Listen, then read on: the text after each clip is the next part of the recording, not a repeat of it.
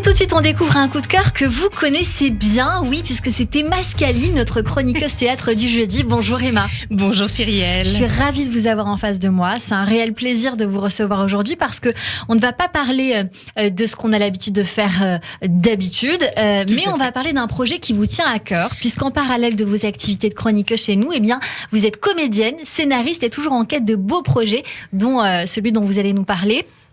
Alors, dans quelques jours, vous organisez plusieurs événements, notamment avec Laurence Cohen, qui est directrice de la compagnie à Bulle. Vous allez nous en parler. Oui. C'est pour le centenaire de la mort de Sarah Bernhardt, à qui je crois que vous portez une admiration particulière. On peut dire ça, en effet. Je voue une admiration incroyable à Sarah parce que c'est un être de résilience et qui a un courage absolument dingue. Et je pense que vous l'aimeriez beaucoup, Noémie. Alors, ce sont les 100 ans de sa mort. C'est les 100 ans de sa mort, mais avant d'en arriver là, qui était-elle ? Alors, c'était d'abord la première star internationale, la première star interplanétaire, on peut presque dire ça. C'est elle qui a inventé le Star System, c'est elle qui a inventé la publicité, la réclame, le fait de donner son image, mais c'était aussi une femme incroyable. Elle a créé la première ambulance à l'Odéon au moment de la guerre de 70 pour accueillir en fait des soldats blessés, qu'ils soient français ou allemands. Et puis évidemment, elle a eu un lien très particulier avec Zola, dont on parlait tout à l'heure, qu'elle a rencontré parce qu'elle devait monter une pièce de Zola à la Comédie Française, mais elle avait un tel caractère insupportable qu'elle a claqué la porte et donc la pièce ne s'est pas montée. Sauf que Zola est venu la voir en fait lorsqu'elle était sculpteur et il a défendu son travail de sculpteur parce qu'elle faisait plein de trucs. C'est ça. Elle était sculpteur, peintre, actrice, auteur, enfin, etc. Et il est venu défendre son travail parce que Rodin trouvait que ça n'allait pas du tout. Et surtout, c'est elle qui est allée le voir pour, entre autres, lui demander d'intervenir dans le cadre de l'affaire Dreyfus. C'est ça. Donc, elle va être assez engagée. Elle va revendiquer même ses origines juives à elle. Elle soutient Louise Michel contre la peine de mort, Marguerite Durand dans la création de son premier journal féminin. Absolument. Ainsi que dans le cadre de sa première candidature en politique à une époque où les femmes n'avaient vraiment pas le droit de vote. C'était une immense aussi ambassadrice de la culture française. Bien sûr, elle a été jouée tout le théâtre français partout dans le monde. Elle a joué sur les 5 continents. Enfin, imaginez quand même qu'elle est allée jouer Phèdre de Racine devant les Indiens d'Amérique. Donc, elle s'est retrouvée comme ça en plein Colorado à jouer Phèdre. Enfin, c'était un être absolument exceptionnel. Emma Scali. Et pas qu'une gentille. Hein. Emma Scali. L'événement s'intitule Sarah dans tous ses états. Oui. Mais ce qu'il faut dire, c'est que vous jouez. Oui, Sarah Bernhardt. Oui, en fait, je l'interprète à différents moments, notamment à l'église Saint-François de Stal le 26 mars. Et puis, je donne aussi une conférence sur elle avec une autre de mes casquettes, puisque je suis également psychanalyste, au musée Jean-Jacques Henner le 25 mars à 10h, où je parle de Sarah derrière le miroir et en quoi c'était quand même une grande hystérique au 19e siècle. Et elle a rencontré Freud très subrepticement quand il était à Paris. Et alors, c'est pas au contact de Sarah, bien sûr, qu'il a eu l'idée de l'émergence de l'inconscient, mais c'est grâce aux hystériques quand même. Donc, un petit peu grâce à Sarah, je pense. Il va y avoir plusieurs événements du 22 au 26 mars. Tout donc, à fait. les moments où vous y serez, vous, en tout cas, en représentation, quelle qu'elle soit.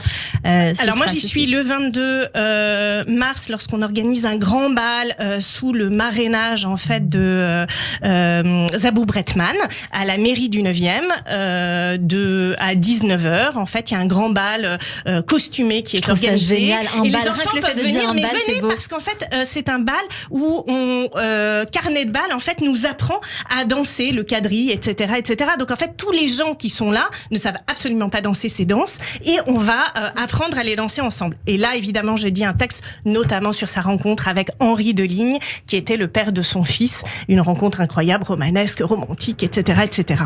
Donc, des dates à retenir. Paris, 22 au 26 mars. Belle-Île-en-Mer, 30 avril et 8 mai. C'est le Théâtre de la Ville et son directeur Emmanuel Demar-Simota, ainsi que d'autres personnes qui soutiennent cette action. Donc, il y aura des conférences au Musée national Jean-Jacques Henner. Des spectacles, des lectures, des balades dans Paris, un peu partout dans Paris d'ailleurs. Partout. C'est pas ciblé à des endroits précis.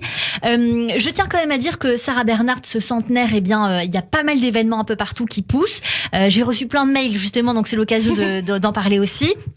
Il y a une autre exposition intitulée Sarah Bernhardt et la femme créée à la star qui va se tenir au Petit Palais.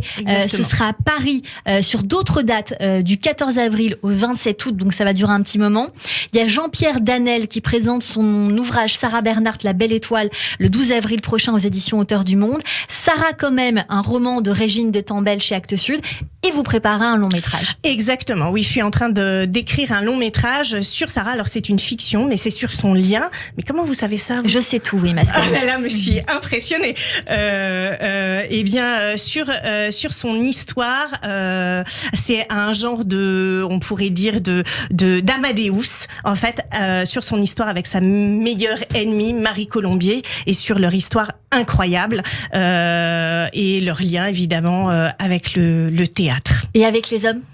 Et avec les hommes, bien évidemment, sûr, puisque je parle d'Henri Deligne, en fait. Mais il faut venir le 22 mars, et comme ça, vous saurez tout sur cette histoire incroyable et son histoire d'amour. C'est ce que j'allais vous dire pour tous les auditeurs qui nous entendent et qui veulent venir vous voir, parce que là, vous nous avez vendu du rêve. On fait comment ? On va où ? Est-ce que c'est payant ? Où est-ce qu'on va chercher les infos ? Alors, il y a beaucoup de choses qui sont gratuites, notamment le bal costumé dont je parlais. C'est gratuit, donc il suffit d'aller sur le site de la mairie du 9e ou sur le site Sarah dans tous ses états. Et là, on peut réserver. Pour les conférences au musée Jean-Jacques Henner, c'est sur le site du musée Jean-Jacques Henner, donc il faut y aller directement, c'est payant, mais c'est 8 €, c'est vraiment pas cher.